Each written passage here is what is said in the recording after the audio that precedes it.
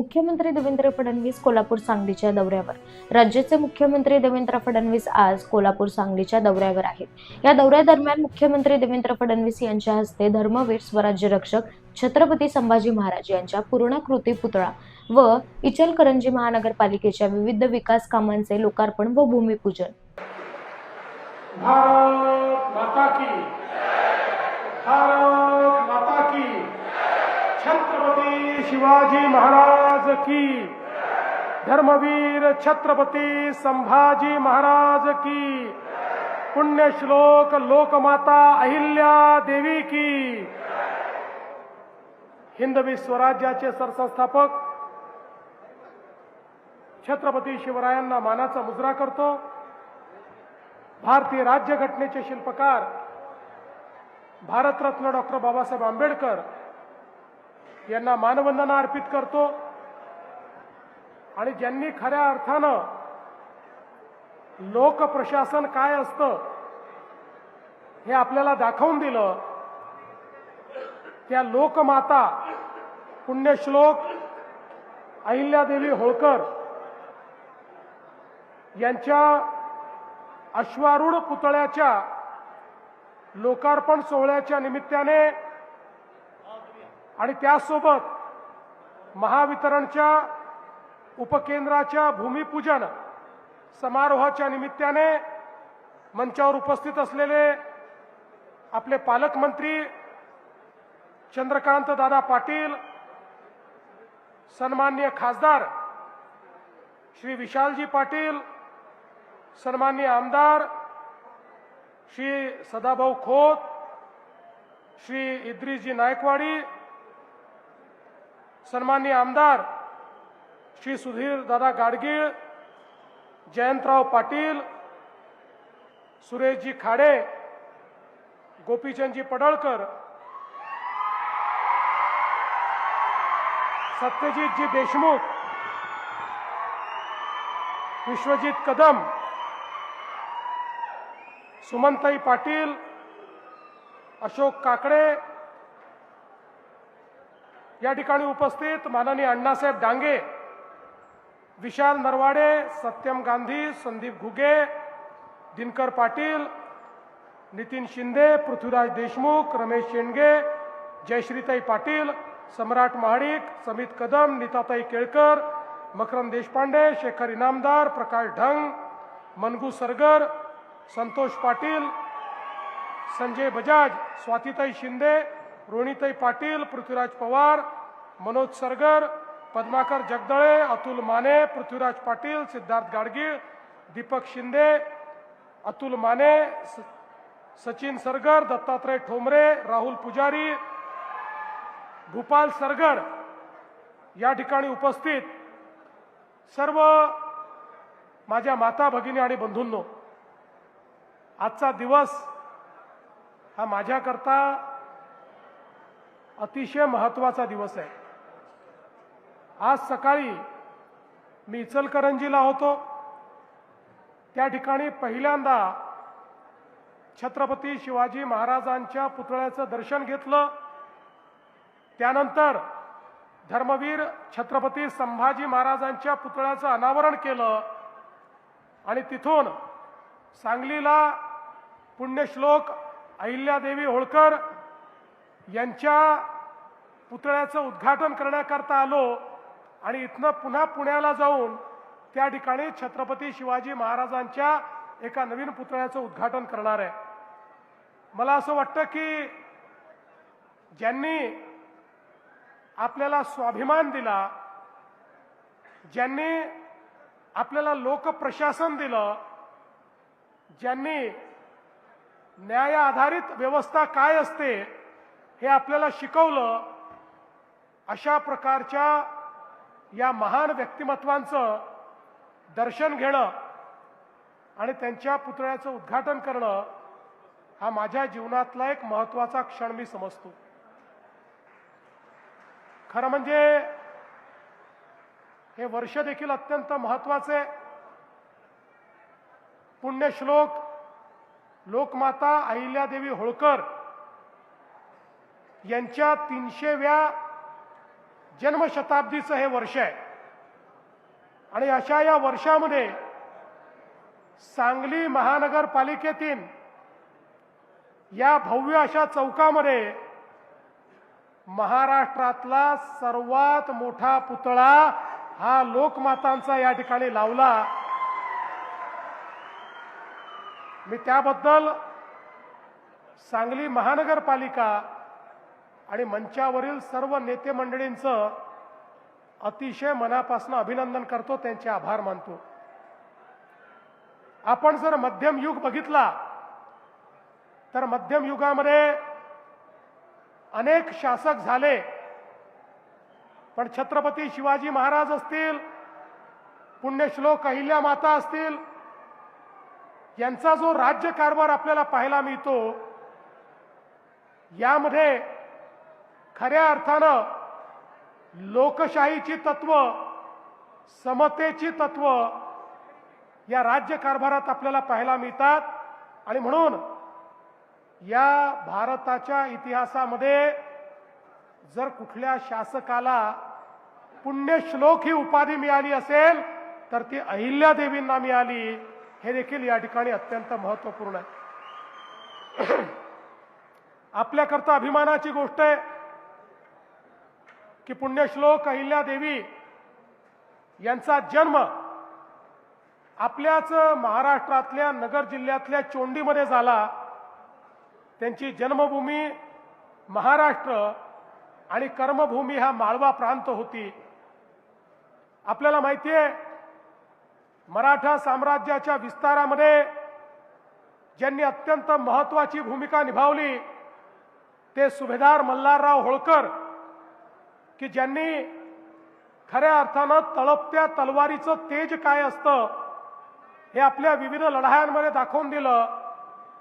त्यांच्या सुनबाई म्हणून ज्यावेळी पुण्यश्लोक अहिल्या माता गेल्या, सुभेदार मल्हाररावने त्यांना कधी सून समजलं नाही, त्यांना आपल्या पोरीचा दर्जा दिला आणि त्या माध्यमातनं आपल्याला कल्पना आहे की पुढच्या काळामध्ये पतीच्या निधनानंतर ज्यावेळी त्यावेळच्या अतिशय अनिष्ट अशा प्रकारच्या प्रथेप्रमाणे त्यांनी सती जाण्याचा निर्णय घेतला, त्यावेळी मल्हारबांनी त्यांना सांगितलं की या राज्याची जबाबदारी तुला सांभाळायची आहे, या जनतेची जबाबदारी तुला सांभाळायची आहे, या जनतेला उत्तरदायी तुला व्हायचं आहे आणि म्हणून आता हा शोक त्यागून दे, शोकात न राहता आता इतरांच्या चेहऱ्यावर हास्य कसं फुलवता येईल याचा प्रयत्न तू कर।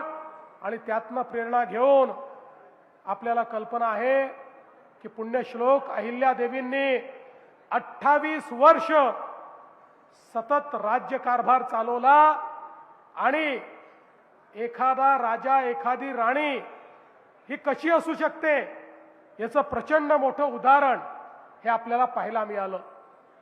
सगळ्यात महत्त्वाचं आपल्याला माहिती आहे की मुघलांच्या आक्रमणामध्ये आमच्या संस्कृतीची पाळंमुळं मिटवण्याचं काम हे मुघलांनी केलं। राम मंदिर तोडलं, काशी विश्वेश्वराचं मंदिर तोडलं, गयेचं मंदिर तोडलं, सगळे आमचे जे पुण्यस्थळं होते, जे आमच्या धर्माचे संस्कृतीचे प्रतीक होते, हे सगळे तोडण्याचं काम हे त्या ठिकाणी मुघलांनी केलं। पण त्याच वेळी या सगळ्या मंदिरांचा जीर्णोद्धार करून पुन्हा एकदा आमच्या संस्कृतीला पुनरुज्जीवित करणारा जर कोणी असेल तर ते आमच्या पुण्यश्लोक अहिल्याबाई होळकर होत्या, ज्यांच्यामुळे आमच्या संस्कृतीचं पुनरुत्थान झालं। आज उत्तरेकडचं कुठलंही मंदिर बघा, दक्षिणेतलं कुठलंही मंदिर बघा, पूर्वेमध्ये आपण गेलो तर त्याही ठिकाणी जगन्नाथपुरीचं मंदिर बघा, पश्चिमेत आपण गेलो तर महाराष्ट्र आणि गुजरात मधली मंदिरं बघा, तिथले तट बघा, तिथले घाट बघा, या प्रत्येक ठिकाणी एकच नाव निनादत असतं आणि ते नाव म्हणजे लोकमाता अहिल्याबाई होळकरांचं नाव आहे। हा सेतू हिमाचल या भारताच्या संस्कृतीला त्या ठिकाणी पुनरुज्जीवित करण्याचं काम त्याचं पुनरुत्थान करण्याचं काम हे अहिल्यादेवींनी केलं. आणि म्हणूनच राम मंदिर आणि काशी विश्वनाथाच्या पुनरुत्थानाच्या वेळी आपले प्रधानमंत्री मोदीजींनी सांगितलं की आज आपण हे करू शकतो आहे कारण कधीतरी मुघलांच्या आक्रमणामध्ये या मंदिरांना वाचवण्याचं काम हे पुण्यश्लोक अहिल्यादेवींनी केलं आणि म्हणून आज याची निशाणी आपल्याकडे उपलब्ध आहे. पण बंधू भगिनींनो, त्याही पेक्षा महत्वाचं काय आहे, एवढा संपूर्ण उत्तर दक्षिण पूर्व पश्चिम सगळ्या भागामध्ये इतक्या मोठ्या प्रमाणात जीर्णोद्धार अहिल्यादेवींनी केला. पण हा सगळा जीर्णोद्धार हा त्यांनी स्वतःच्या पैशातनं केला. जो माहेश्वरचं त्यांचं राज्य होतं, माळव्याचं जे राज्य होतं, त्या राज्याच्या तिजोरीतून एकही पैसा त्यांनी घेतला नाही. तर वैयक्तिक त्यांचं जे इन्कम होतं, वैयक्तिक त्यांच्याकडे जो निधी होता, त्या निधीतनं लाखो लाखो रुपये खर्च करून संपूर्ण देशामध्ये त्यांनी जीर्णोद्धाराचं काम केलं. आणि आपल्या राज्यातला पैसा मात्र राज्यातल्या सामान्य गोरगरीब जनतेच्या हिताकरता वापरण्याचं काम त्यांनी केलं. खऱ्या अर्थानं न्यायप्रिय राजा म्हणून, राणी म्हणून त्यांच्याकडे पाहिलं जातं.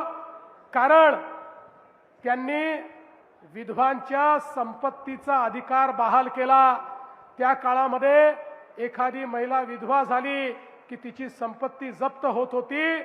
त्या ठिकाणी पतीची संपत्ती तिला मिळत नव्हती. ती संपत्ती तिला मिळेल हा त्यांनी निर्णय केला. महिलांना शिक्षण मिळेल हा त्यांनी निर्णय केला. महिलांना अधिकार मिळेल हा त्यांनी निर्णय केला. आणि त्यासोबत गरीब आणि महिलांकरता वेगवेगळ्या प्रकारे शिक्षण असेल, रोजगार असेल, अशा अनेक गोष्टी त्यांनी केल्या. आपल्याला माहिती आहे, माहेश्वरमध्ये त्यांनी साडीचा आणि विणण्याचा व्यवसाय आणला. विणकर आणले, त्यातनं अतिशय तलम कापड तयार केलं. आणि माहेश्वरचं कापड आणि माहेश्वरच्या साड्या केवळ भारतामध्ये नाही तर भारताबाहेरही जायला लागल्या. आणि मोठ्या प्रमाणात रोजगाराची निर्मिती करणाऱ्या अहिल्यादेवी होत्या.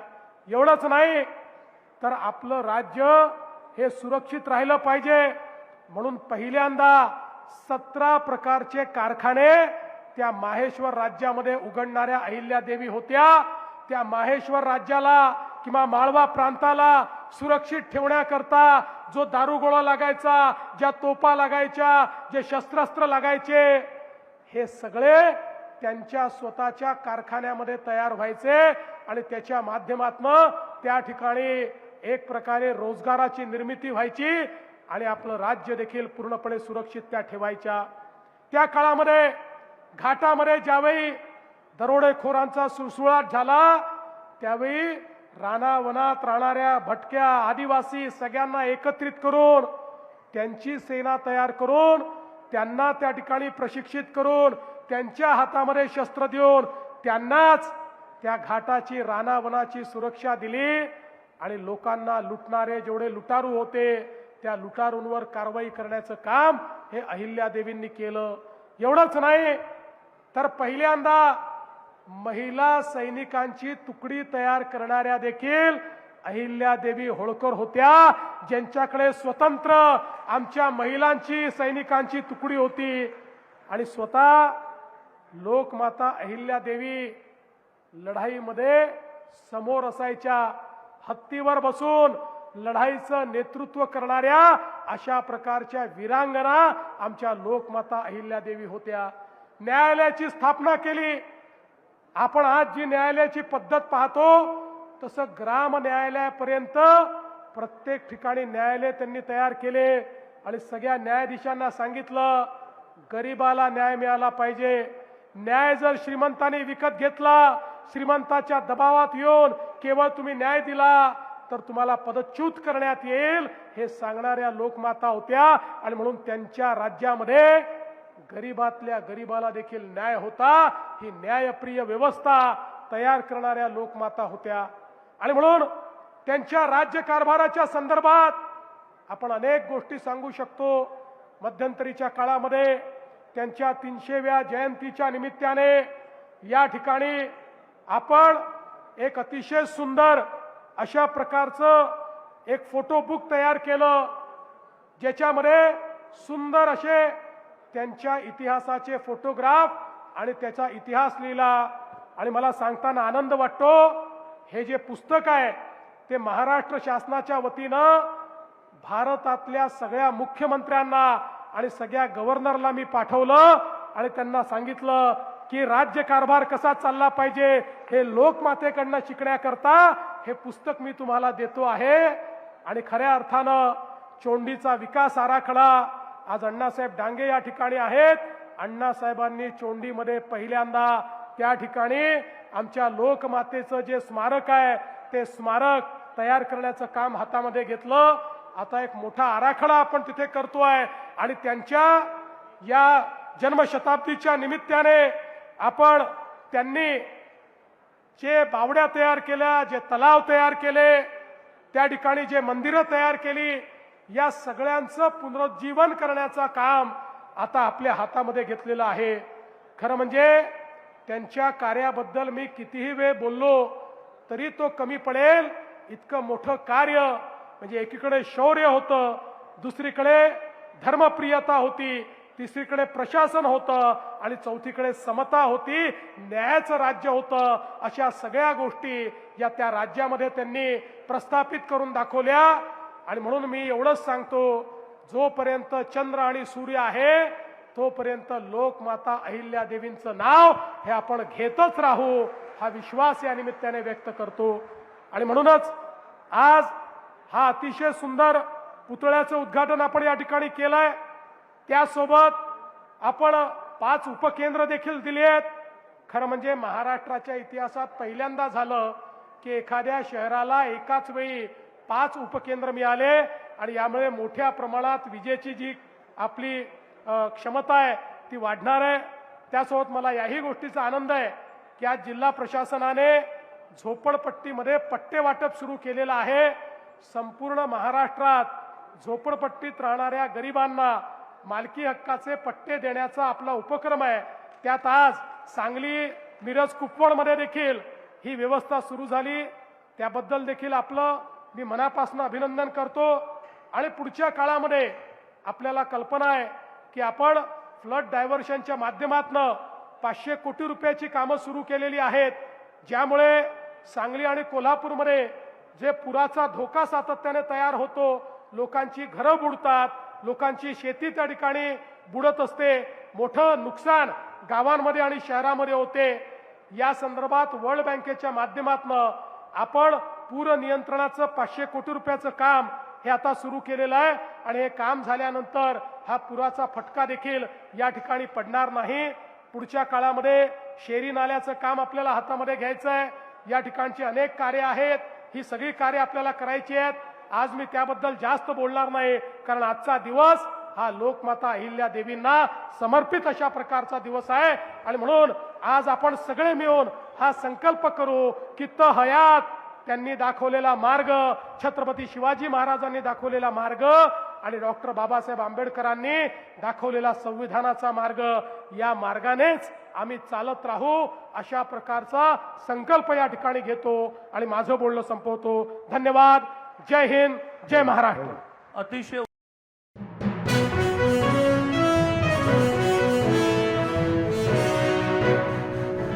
ठाकरेंच्या शिवसेनेला मोठा धक्का। महानगरपालिका निवडणुकीपूर्वी भाजपमध्ये जाहीर पक्षप्रवेश। ठाकरेंच्या शिवसेनेतील माजी नगरसेविका तेजस्वी घोसाळकर यांनी आज भाजपात जाहीर पक्षप्रवेश केला। माझ्या प्रभागातील विकासांची कामे करण्यासाठी मी हा निर्णय घेतला आहे। माजी नगरसेविका तेजस्वी घोसाळकर यांनी भाजपमध्ये पक्षप्रवेश करण्यामागचे कारण सांगितले।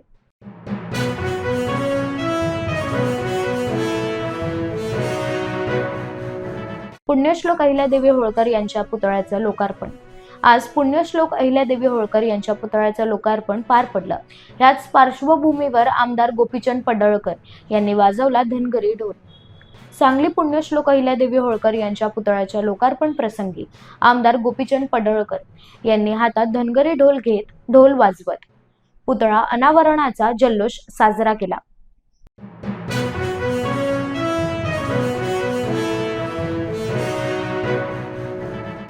मोठी बातमी समोर येत आहे. निवडणूक आयोगाची आज पत्रकार परिषद. राज्य निवडणूक आयोगाची आज दुपारी 4 वाजता बैठकीचे आयोजन करण्यात आलं आहे. तर या पत्रकार परिषदेत महानगरपालिका निवडणुकीच्या पार्श्वभूमीवर काय घोषणा करणार यावर सर्वांचं लक्ष लागलेलं आहे.